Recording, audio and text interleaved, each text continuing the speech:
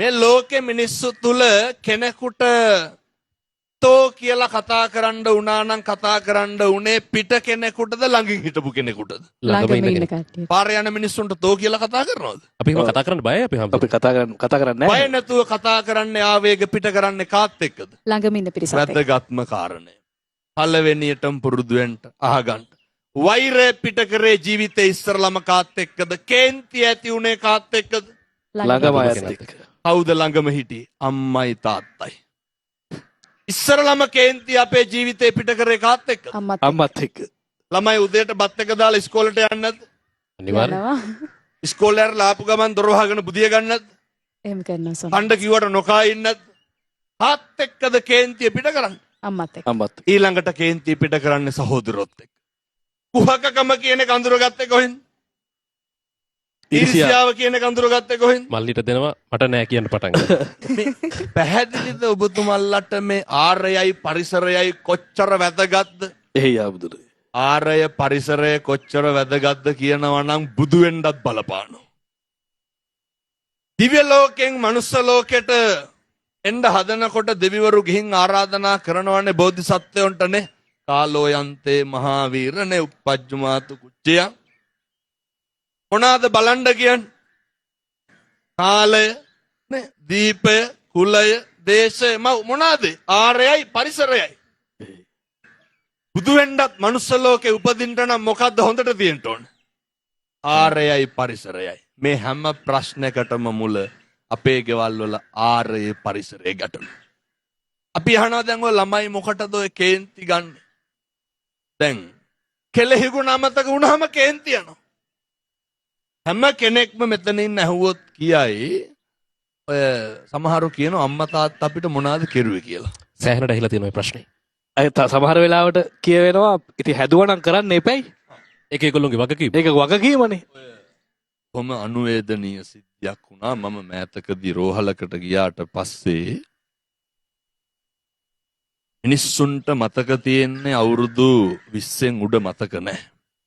මිනිස්සුන්ට අවුරුදු 5න් උඩ මතක නැහැ. අර තාත්තා ළමා වාට්ටුවට ගියේ. තාත්තා එනවා පොඩි එකා බලන්න.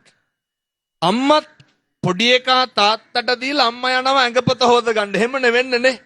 ගෙදරින් කවුරු හරි ආපුවාමනේ අම්මා යන්නේ ඒ කටයුතු කරගන්න. තාත්තා පොඩි එකා දෝතට අරගෙන ඉන්නවා.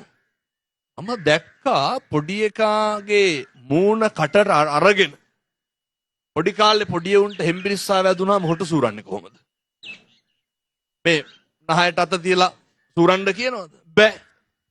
ඒක අම්මා තාත්තා කරන්න ඕනේ දෙයක්. ඒක අම්මා තාත්තා කරන්නේ නහයට කට තියලා අදින එක කරන්නේ. උඩට අදිනවා. ඕක කාටද මේ ලෝකේ කරන්න පුළුවන්?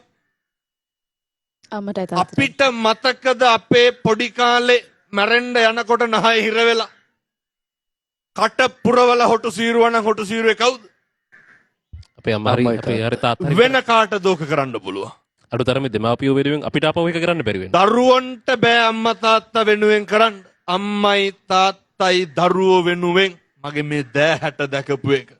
මේ ඉන්න හැම අම්මා කෙනෙක්ම තාත්තා කෙනෙක් මොව කරලා තියෙනවා. අරුමයක් නෙමෙයි. ඒක දෙපාරක් හිතන්නේ නැහැ. කාටද මතක අපි ඔහොම හැදුනේ කියලා? විශ්ස පැනපු ගමන් කියනවා අම්මා ගිහිල්ලා අක්කගේ දරුවෝ බැලුවලු අයියාගේ දරුවෝ බැලුවලු මගේ ළමයි බලන් ආවේ නෑලු. වෛර බඳිනවා. අපේ හැමතුන්නේ මට හිතෙනවා මේ අම්මලා තාත්තලා අපිට ඔක කියන්නේ නැති එකද ප්‍රශ්නේ කියලා. අපිට කවදාකවත් කියලා නෑනේ මම ඔයා වෙනුවෙන් මම මේවා කරා. ඒකනේ අහන්න අපි හැමෝටම මොනවද කරේ කියලා. මාතා යතා නියං ඒක පුත්තං ආයුසා ඒක පුත්ත මනුරක්කේ. මව්වරු කොහොමද දරුවෝ හදන්නේ? ඇල්ලතර වීදුරුවක්වත් බලාගෙන නෙවෙයි. එයි. අම්මලා කොහොමද කිරි දෙන්නේ? තාත්තලා කොහොමද පෝෂණය කරන්නේ? දෙමව්පියෝ කොහොමද දරුවෝ පෝෂණය කරන්නේ, වර්ධනය කරන්නේ, ලොකු මහත් කරන්නේ? කිසිම දෙයක් බලාගෙන නෙවෙයි. කිසිම ප්‍රතිලාභයක් බලාගෙන නෙවෙයි. අඩුම තරමේ දරුවන්ගෙන් ගුණයක්වත් අහන්න ඒ හිත්වලට ඕනකමක් නැහැ. එකම දේ තමයි අවශ්‍ය දේ. ලෙයින් මසින් ජාතක කරපු දරුවෝ උස්මහත් වෙනවා දකින්න එක තරම් අම්මට තාත්තට වෙන සතුටක් නැහැ. ඒ හින්දා වෛරය පිරිමහන එක නවත්තන්න ගෙදරි. වෛරය පිරිමහන එක නවත්තන්න සහෝදරයොන්ගේ අය වෛරයක් ඇති වෙන්නේ.